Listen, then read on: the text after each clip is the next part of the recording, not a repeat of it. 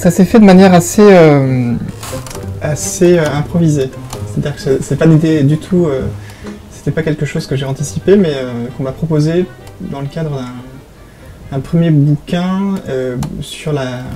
J'ai suivi le tournage d'un film réalisé par Johannes Farr, qui était Lien pour Vie héroïque. Donc j'ai suivi le tournage, et il m'a proposé de raconter ça en BD. Donc j'ai dit ok, et je pensais faire quelques pages, et puis en fin de compte ça fait l'objet d'un livre entier de 500 pages. Et donc du coup, comme j'ai pas eu le temps du tout de me préparer pour faire ce bouquin, j'ai tout de suite dû trouver une espèce de technique propre, c'est-à-dire que je dessinais dans des carnets, j'en ai là d'ailleurs, c'est des carnets dans lesquels je dessinais directement, et les pages de mes albums étaient voilà, comme ça. Et puis voilà, quoi, ça a bien, ça m'a plu. Moi, je me suis beaucoup amusé à faire ça. Et donc après, j'ai un copain qui m'a proposé de venir à Libération pour parler de Libération sous la même forme. Donc voilà, j'ai pas décidé un jour, je me suis pas dit, tiens, j'aime bien la BD traditionnelle, mais j'aimerais bien faire du reportage. C'est plutôt l'occasion qui fait le larron. Quand on parle de reportage, souvent, en tout cas moi c'est mon cas, l'auteur se met en scène, donc c'est aussi une forme d'autobiographie. Puisque tout est subjectivé, et à chaque fois, donc là j'ai mon personnage, si on peut dire, il faut que je trouve un exemple, mais là c'est moi là. Et ça permet de rentrer plus facilement dans l'action.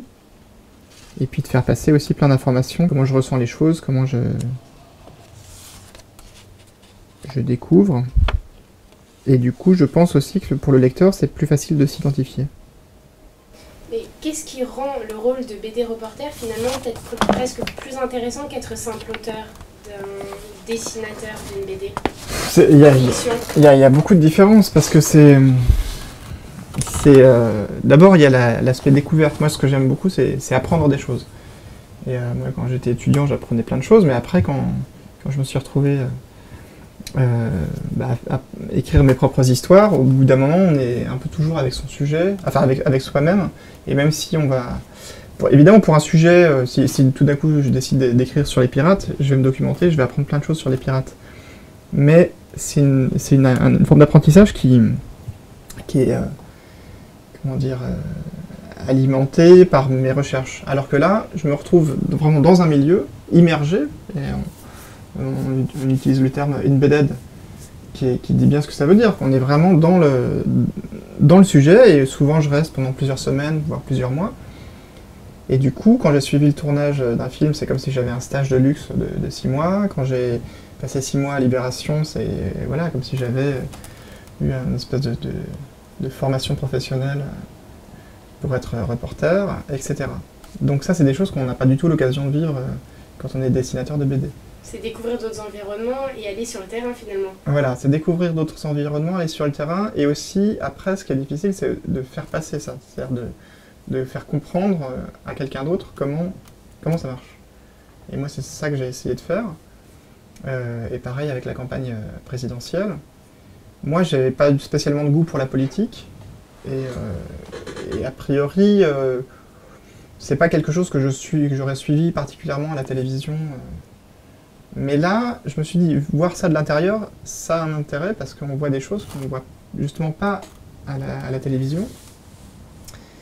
Et ça permet de se faire un avis quand même plus directement, quoi. Et donc j'ai tenté le coup. Et puis voilà, ça a marché. Une émission de télé dans les coulisses. Les occasions de voyager sont quand même assez nombreuses. Et par rapport à une époque, à mon avis, où les dessinateurs étaient vraiment assis derrière leur bureau. Alors moi, ce qui est intéressant, c'est qu'aussi, techniquement, il y a une évolution graphique qui fait que moi, j'ai dû prendre des formats de plus en plus petits pour pouvoir travailler n'importe où, dans une chambre d'hôtel ou quoi. C'était en carnet de notes ou... Carnet ou sur des originaux, par exemple des feuilles, des planches originales, mais qui sont comme ça sur des petits formats qui sont plus faciles à transporter.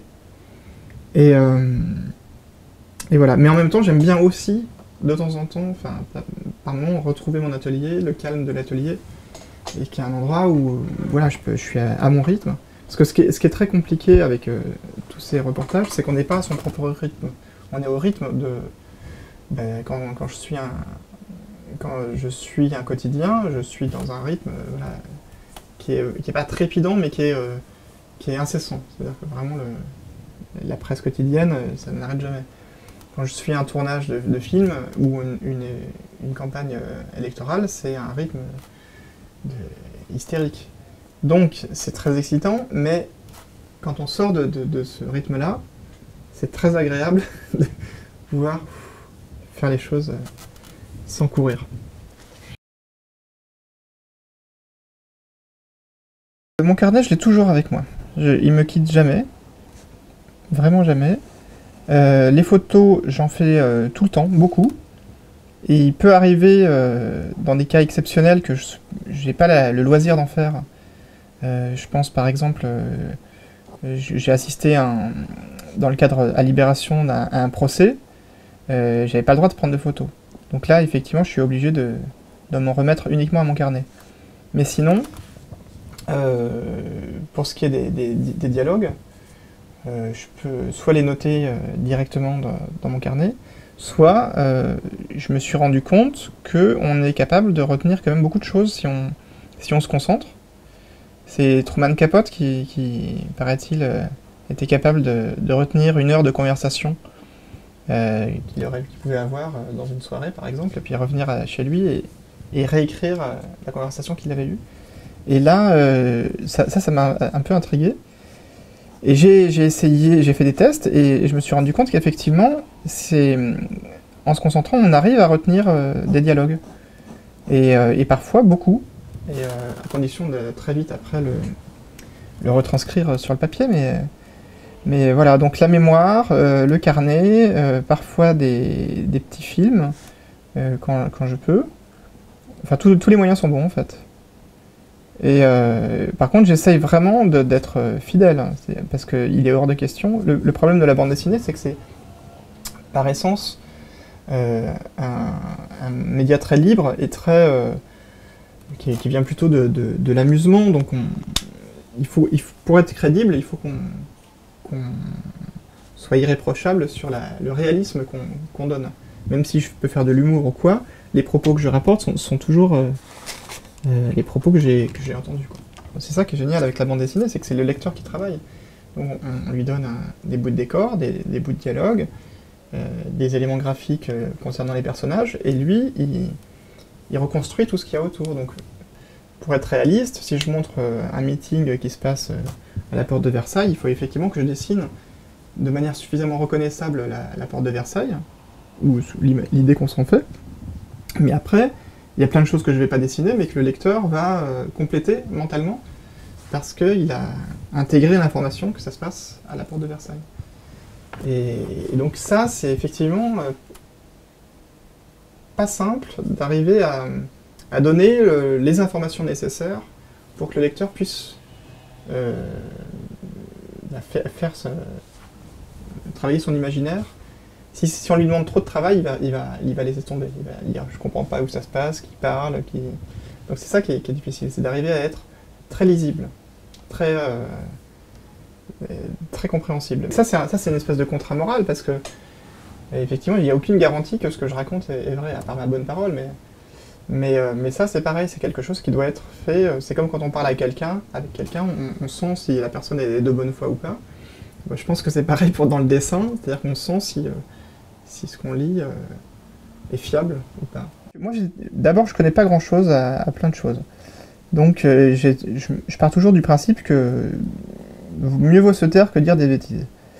Ça, c'est une position. Et donc, et aussi, par exemple, dans le cas de la campagne, il m'est arrivé d'avoir l'occasion de parler avec, par exemple, François Hollande. Mais j'ai très vite eu le sentiment que si les questions que j'aurais pu lui poser, de toute façon, il m'aurait fait des réponses très politiques, qui auraient été intéressantes en même temps, mais qui... Moi, ce qui m'intéressait, c'était d'essayer de trouver une forme de naturel, et que j'aurais pas eu, je pense, enfin que je trouvais plus dans l'observation que dans des questions provoquées, parce qu'on lui en pose 10 000 par jour des questions, donc de toute façon c'est très, très automatique les réponses qu'il pourrait faire. Et puis, oui c'est vrai, il y a plusieurs types d'enquêteurs. Il y a ceux qui posent effectivement 10 000 questions et des questions très, très précises. Moi je suis plus observateur, et je suis plus à l'aise dans l'observation, et un des luxes que je me donne, c'est le temps, c'est-à-dire de prendre le temps d'observer un sujet. C'est pas juste une journée, tiens, je me fais mon avis, si j'ai compris, c'est comme ça que ça marche. Non, c'est vraiment des semaines et des semaines. Et au bout d'un moment, évidemment, les choses commencent à être plus familières, et on peut les décrire. Je suis plus comme une sorte de portraitiste des situations que je vois. Moi, je pense pas être journaliste, vraiment pas. D'abord, j'ai pas ce statut. Mon métier, c'est de dessiner. Il se trouve que là, je raconte des choses, la réalité, en dessin, et je le fais avec une forme d'intention qui tend vers le reportage. Mais mon métier, c'est de dessiner, c'est dessinateur. Et je me sens plus proche de la forme artistique que de la forme journalistique. Mais c'est compliqué parce que c'est un entre-deux. En fait, j'utilise les outils de l'un pour faire l'autre, mais j'ai pas la même légitimité qu'un... Et puis tout simplement, on me commande pas de reportage, par exemple. C'est des démarches que je fais personnellement. Mais pour l'instant, c'est pas arrivé qu'une rédaction me dise tiens, va enquêter sur tel ou tel sujet. Encore que c'est en train de changer, mais la plupart des dessinateurs qu'on dit BD reporters, c'est des gens qui, à part Chapat justement, qui lui est vraiment professionnel, mais sinon les autres, c'est des artistes qui s'intéressent à un sujet et qui choisissent d'en parler en bande dessinée. Vous ménagez pas dans la bande dessinée. Ouais. Et l'humour passe beaucoup par votre personnage aussi. Bien sûr, ouais. Je me suis dit que si je me mets en scène, et que moi-même je ne m'épargne pas, et au contraire je charge la barque me concernant, ça passera plus facilement que si je brocarde des gens et qu'à côté de ça je me mets en scène, moi, sous un jour très positif. Donc, voilà, je charge la mule quand il s'agit de moi, et les gens acceptent après plus facilement que je me moque un peu d'eux, quoi. Et ça, c'est une chose. Et puis après, l'humour, ouais, c'est un moyen. Enfin, moi, je viens de là parce que mes précédents albums sont plutôt des albums humoristiques. Donc, c'est une forme de déformation professionnelle. Et pour faire passer une situation ou quelque chose, c'est évidemment plus facile avec l'humour. La bande dessinée, ce qui est pratique, c'est qu'il y a quand même des outils qui permettent de tricher. C'est-à-dire que si je peux très bien... s'il y a un groupe de personnes et que parmi ces personnes, il y a quelqu'un qui dit une phrase qui pourrait être sensible, je peux très bien montrer une vue d'extérieur du bâtiment où ça se passe, et puis après, je montre les personnes, et puis avec la phrase dite sensible qui sort du bâtiment, et après coup, on voit les personnes, on voit moi, on sait que c'est une de ces personnes qui a dit ça, mais on ne sait pas qui, par exemple. Dans ce cas-là, la personne ne peut pas se retourner vers moi en me disant bah voilà, tu m'as balancé, ou je sais pas quoi. Donc ça permet de faire passer l'information et en même temps de ne pas, entre guillemets, impliquer de manière trop personnelle les gens. Ça, c'est une technique. Mais parfois, il m'arrive de rayer aussi certains mots qui pourraient causer problème.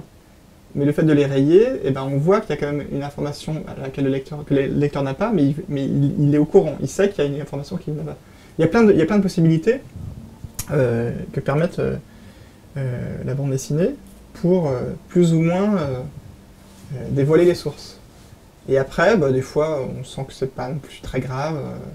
Les gens sont il y a une différence entre ce que les gens disent a priori, et puis une fois publié, d'abord le temps a passé, donc les propos n'ont plus la même sensibilité, et puis aussi, voilà, sorti du contexte, je sais pas, enfin ça c'est vraiment, c'est très très sensible, évidemment, il faut voir au cas par cas. Dans la campagne présidentielle, tout était médiatique, et même ce qui était off était un peu médiatique. Enfin, je sais pas comment dire, c'est comme du théâtre en fait, il y a un côté très théâtral. Et comme ma vraie limite, c'est la vie privée, c'est-à-dire que je vais pas aller évidemment dans la chambre à coucher ou dans le... Donc ça, c'est une limite.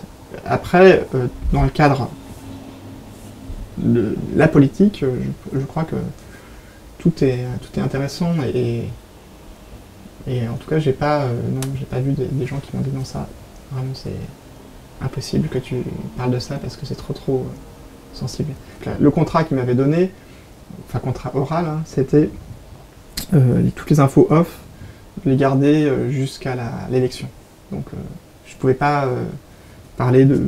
Enfin, aujourd'hui, ça paraît dérisoire, mais je sais pas, des mesures qui étaient prévues, ou j'en sais rien. Évidemment, il fallait garder ne pas dévoiler trop tôt, quoi.